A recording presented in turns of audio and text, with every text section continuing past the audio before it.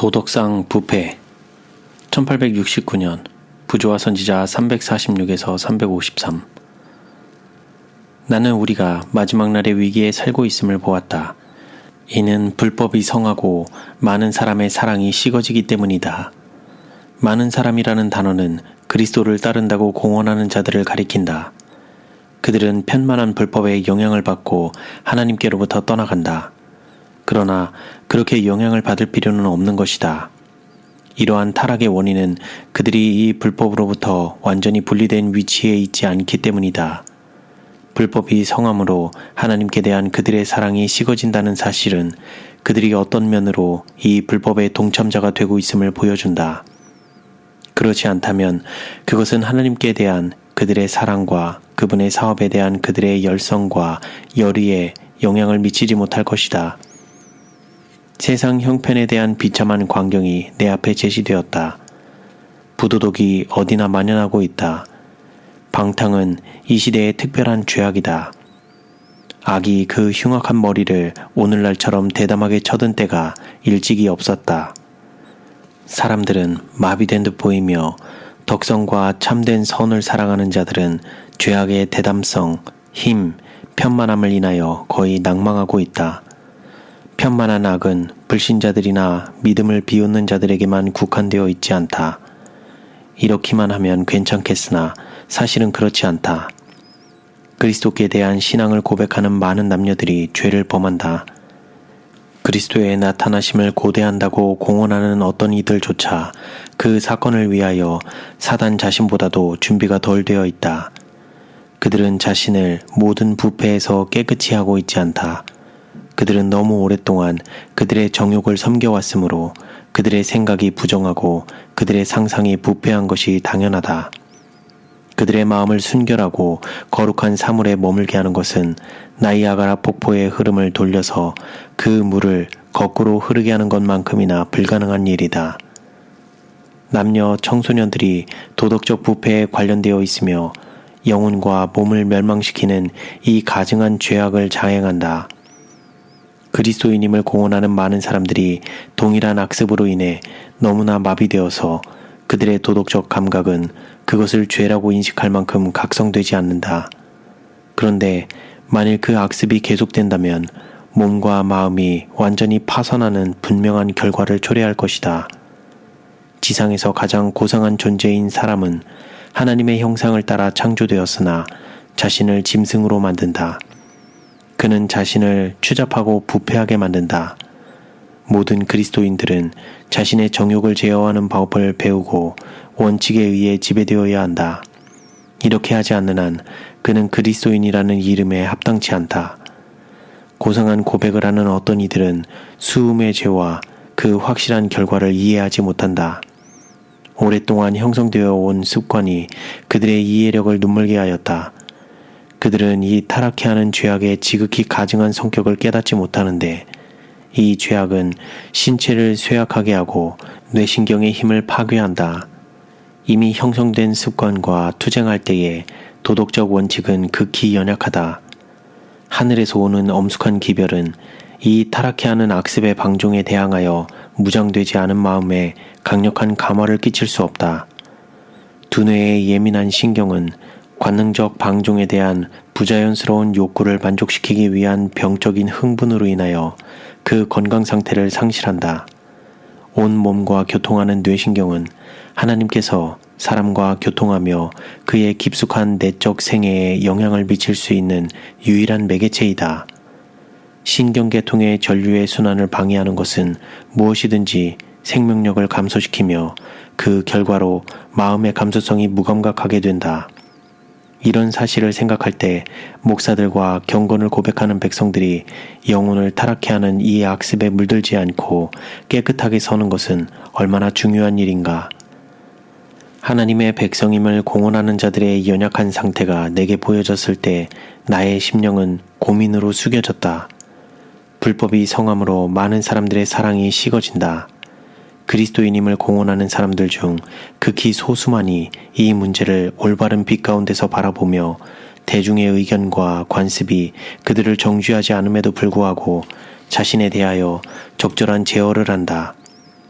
하나님께 대한 두려움이 그들의 눈앞에 있기 때문에 또한 그렇게 행하는 것이 도덕적 의무라고 생각하므로 그들의 정욕을 제어하는 자들이 얼마나 적은지, 사람들의 보다 고상한 기능들이 식욕과 부패한 정욕의 노예가 된다. 불법에서 떠나라. 어떤 이들은 죄악적 방종의 해로움을 인정하나 그들의 정욕을 정복할 수 없다는 말로 자신을 변호할 것이다. 이것은 그리스도의 이름을 부르는 자들이 말하기에는 두려운 시인이다. 주의 이름을 부르는 자마다 불의에서 떠날지어다. 왜 이러한 연약함이 존재하는가? 그것은 동물적 경향이 활용에 의하여 강화되어서 마침내 보다 고상한 능력을 지배하게 되었기 때문이다. 남녀들에게 원칙이 결여되어 있다. 그들은 영적으로 죽어가고 있다. 이는 그들이 너무 오랫동안 그들의 선천적 식욕을 만족시켜 왔으므로 그들의 자아를 제어하는 능력이 거의 사라진 듯 보이기 때문이다. 그들의 본성에 보다 열등한 정욕이 그들을 지배하게 되었고 지배적 힘이 되어야 할 것은 타락한 정욕의 종이 되었다. 영혼이 가장 저열한 굴레에 갇히게 되었다. 호색은 거룩함에 대한 욕구를 눌러버렸고 영적 번영을 쇠하게 하였다. 나의 영혼은 이 타락한 시대에 품성을 형성하고 있는 청년들로 인하여 탄식한다. 나는 그들의 부모를 인하여 전율한다. 왜냐하면 그들이 일반적으로 자녀들을 저들이 마땅히 가야 할 길로 가도록 훈련시킬 책임에 대하여 깨닫고 있지 못하다는 사실이 내게 제시되었기 때문이다. 관습과 유행에 대한 의견이 거론되므로 자녀들은 곧 이를 인하여 곁길로 가게 되며 타락한다. 그러나 그들의 방탕한 부모들은 그 자신이 마비되어 있으므로 자녀들의 위험에 대하여 깨닫지 못한다. 그러나 극히 소수의 청년들이 부패한 습관에서 벗어나 있다. 그들이 과로하지나 않을까 하는 염려 때문에 그들에게 육체적인 노동이 크게 면제된다. 부모들은 그들의 자녀가 져야 할 짐을 그들 자신이 진다. 과로는 나쁘다. 그러나 나태의 결과는 더욱 두렵다. 게으름은 부패한 습관의 방종으로 이끈다. 근면은 유해한 스움 습관의 5분의 1만큼도 몸을 피곤케 하거나 기진하게 하지 않는다.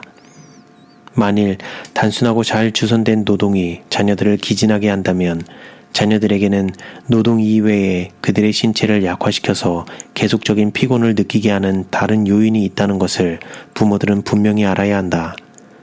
신경과 근육을 활용시킬 육체적 노동을 자녀들에게 시키라.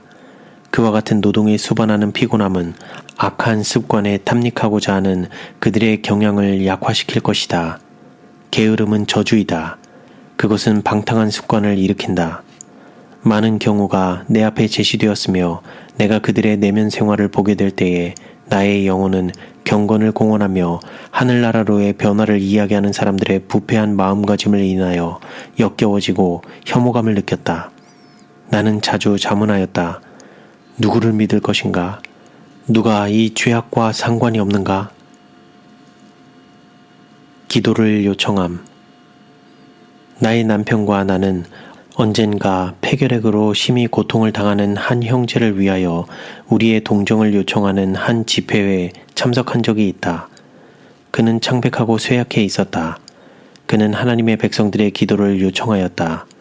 그는 그의 가족이 질병에 걸려 있고 자녀를 한 명 잃었다고 말하였다. 그는 아이를 잃은 슬픔을 안고 말하였다. 그는 화입 부부를 보기를 얼마 동안 기다려왔다고 말했다. 만일 그들이 그를 위하여 기도한다면 그가 나으리라고 그는 믿어왔다. 집회가 끝난 후 형제들은 그 경우에 우리가 유의해 주기를 요청했다. 형제들은 그의 아내가 병들었고 그의 자녀가 죽었으므로 교회가 그들을 도와주고 있다고 말하였다. 형제들은 그의 집에서 이미 예배를 드렸으며 그 고통당하는 가족을 위하여 기도하는 일에 연합하였다. 우리는 대단히 피곤했으며 집회를 진행하는 동안 맡은 일이 있었으므로 자리를 뜨기를 원하였다. 나는 주님의 성령께서 지시하시지 않으면 어느 누구를 위하여도 기도하지 않으리라 결심한 바가 있었다. 안식일 준수자임을 고백하는 자들 가운데서라도 불법이 너무 성하고 있다는 사실이 내게 제시되었으므로 나는 그 과거를 모르는 사람들을 위한 기도에 연합하기를 원하지 않았다. 나는 그러한 사연을 이야기하였다. 형제들은 나에게 그들이 아는 한 그는 그만한 가치가 있는 형제라고 보증하였다. 나는 병고침을 받기 위하여 우리의 기도를 요청하는 그 형제와 몇 마디의 말을 주고받았다. 그러나 나의 마음에는 확신이 생기지 않았다. 그는 울음을 터뜨렸고 우리가 오기를 기다렸다고 말하며 만일 우리가 그를 위하여 기도한다면 그가 건강을 회복할 것을 확신한다고 말하였다. 우리는 그에게 우리가 그의 과거의 생애를 알지 못하므로 그를 아는 자들이 기도하는 것이 낫겠다고 말하였다. 그가 우리에게 너무나 진지하게 간청하므로 우리는 그의 경우를 고려하기로 결정하였으며 그날 밤에 주님 앞에 그의 사정을 아뢰고 만일 명확한 길이 제시되면 그의 요청에 따르기로 하였다. 그날 밤 우리는 기도하는 가운데 그의 경우를 주님 앞에 아뢰었다. 우리는 그에 대한 하나님의 뜻을 알기를 간청하였다. 우리가 바란 것은 오직 하나님께서 영광을 받으시는 것이었다. 주님께서는 우리가 이 고통당하는 사람을 위하여 기도하기를 원하시는가? 우리는 주님께 그 짐을 맡기고 쉬기 위하여 돌아갔다. 꿈속에서 그 사람의 경우가 명백하게 제시되었다. 어린 시절부터의 그의 생애가 보여졌으며 만일 우리가 주님께 간구한다면 그분이 우리를 듣지 않으실 것인데 이는 그가 마음에 불의를 품고 있기 때문이었다. 그 다음날 아침에 그 형제는 자신을 위한 기도를 드려달라고 우리에게 왔다. 우리는 그를 따로 데리고 가서 그의 요청을 거절할 수밖에 없음을 유감으로 생각한다고 말했다. 나의 꿈 이야기를 했으며 그는 그것이 사실이라고 인정하였다. 그는 그의 소년 시절부터 수음을 행해왔으며 그의 결혼 생활 중에도 그 행습을 계속하였으나 그 악습을 깨뜨리고자 노력하겠다고 말하였다. 이 사람은 오랜 기간 동안 형성되어 온 극복해야 할 습관을 가지고 있었다. 그는 생애의 중년에 접어들고 있었다. 그의 도덕적 원칙은 너무 연약하여 오랫동안 형성되어 온 방탕과 투쟁할 때에는 정복을 당하였다. 보다 저열한 정욕이 보다 고상한 본성을 지배하였다. 나는 그에게 건강개혁에 대하여 물어보았다. 그는 건강개혁을 실행할 수 없다고 대답하였다. 그가 만일 통밀가루를 집안에 가지고 들어간다면 그의 아내는 그것을 밖에 내다 버릴 것이라고 그는 말하였다. 이 가정은 교회의 도움을 받아왔다. 그들을 위하여 기도도 드려졌다.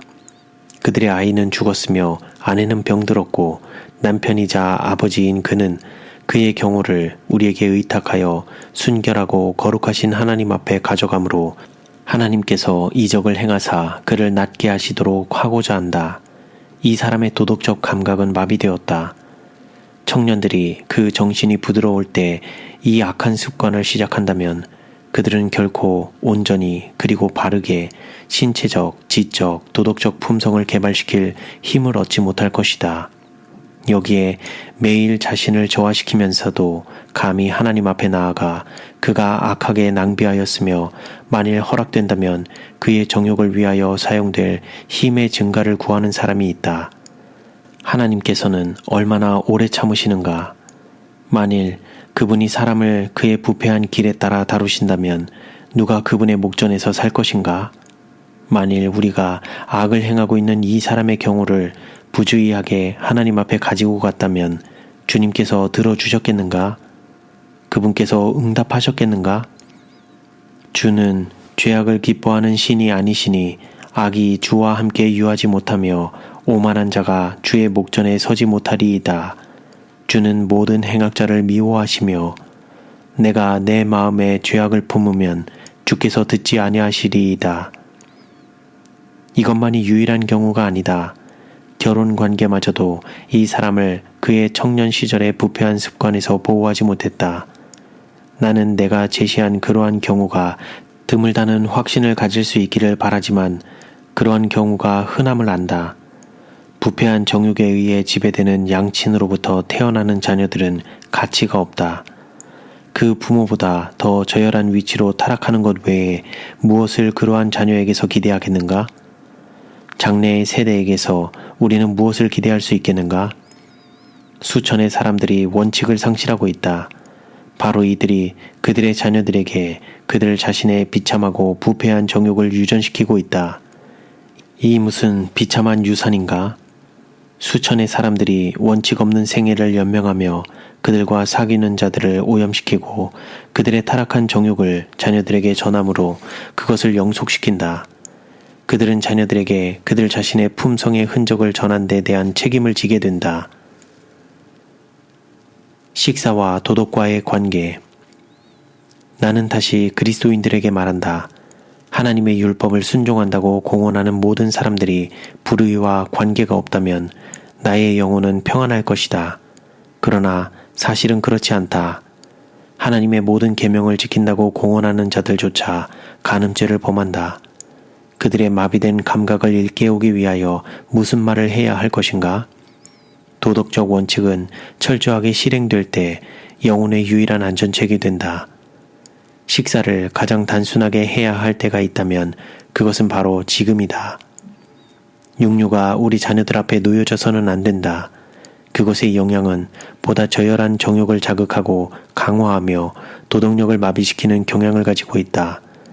승천을 위하여 준비한다고 주장하는 자들의 식탁을 위한 음식은 동물성 기름을 넣지 않고 가능한 한 자연 상태로 요리한 곡식과 실과 이어야 한다. 자극성이 적은 식사일수록 정욕은 더욱 쉽게 제어된다. 신체적, 지적, 도덕적 건강을 무시한 식욕의 만족은 염두에 두지 말아야 한다. 보다 저열한 정욕의 방종은 많은 사람들로 하여금 빛에 대하여 그들의 눈을 감게 하는데 이는 그들이 자신들이 버리기를 꺼리는 그 죄악을 보게 될까 두려워하기 때문이다. 보고자 한다면 모두가 볼 수 있다. 만일 그들이 빛보다 어둠을 택한다면 그들의 범죄의 근성은 감소되지 않을 것이다. 어찌하여 남녀들이 서적을 읽고 그들의 신체적, 지적, 도덕적 힘에 그렇게 결정적인 영향을 끼치는 이 문제에 대하여 현명하게 되지 않는가? 하나님께서는 그대에게 그분의 영광과 봉사를 위하여 최선의 상태에 두도록 돌보고 보존해야 할 몸을 주셨다. 그대의 몸은 그대 자신의 소유가 아니다. 너희 몸은 너희가 하나님께로부터 받은 바 너희 가운데 계신 성령의 전인 줄을 알지 못하느냐. 너희는 너희 것이 아니라 값으로 산 것이 되었으니 그런즉 너희 몸으로 하나님께 영광을 돌리라. 너희가 하나님의 성전인 것과 하나님의 성령이 너희 안에 거하시는 것을 알지 못하느뇨? 누구든지 하나님의 성전을 더럽히면 하나님이 그 사람을 멸하시리라. 하나님의 성전은 거룩하니 너희도 그러하니라.